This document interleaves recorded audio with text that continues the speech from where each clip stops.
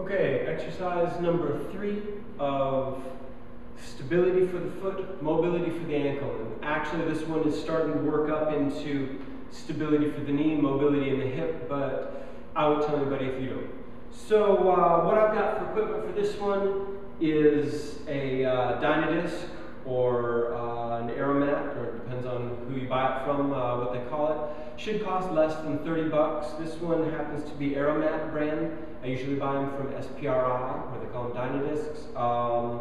You could get it from Perform Better or Power Systems or whoever. And they're all the same. And I'm using a disc of plywood with sort of a sandpaper surface on the top, but it would work just as well to use a 25-pound standard plate that's smooth and flat. It's got the same characteristics of being bigger than my foot and having a little circle in the middle to help me center it up.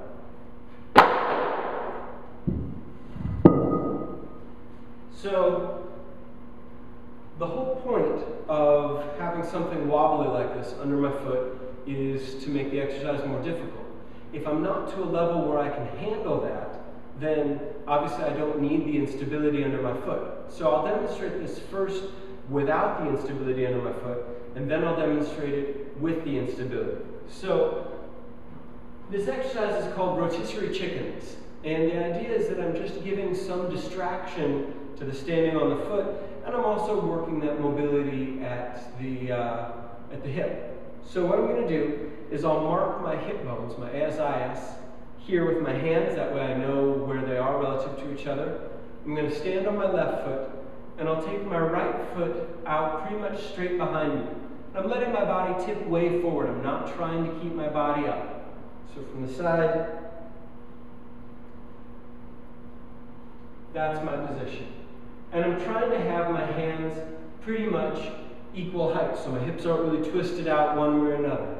So from there, I'm going to turn like a rotisserie chicken turning on a spit, back and forth. So the spit goes out the top of my head and out my up foot, my right foot in this case.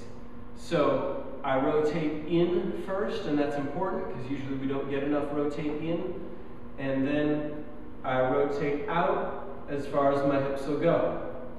I rotate in, trying really to keep my head and my back foot pretty much still. They're just rotating, and I rotate out. And what I'm watching, there's a mirror behind you, I'm watching my knee in the mirror. And I want to make very, very sure that my knee never starts to get rotated in or collapsed in over the foot. So the foot's job is to be stable and hold still. The knee's job is to be stable and hold still. And then everything else can move around them. So if my foot collapses, then it's going to send my knee in. That's going to start the whole chain disaster here. So I'm standing with my knee aiming straight forward, my foot trying to hold still. I rotate in, and then I rotate open. In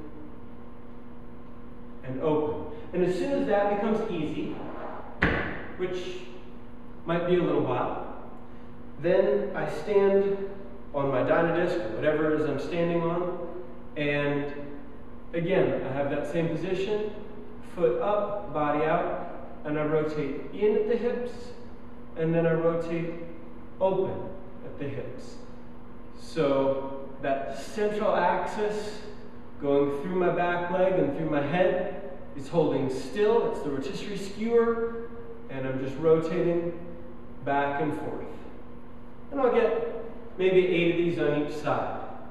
Exercise number 3, stability for the foot, mobility for the ankle.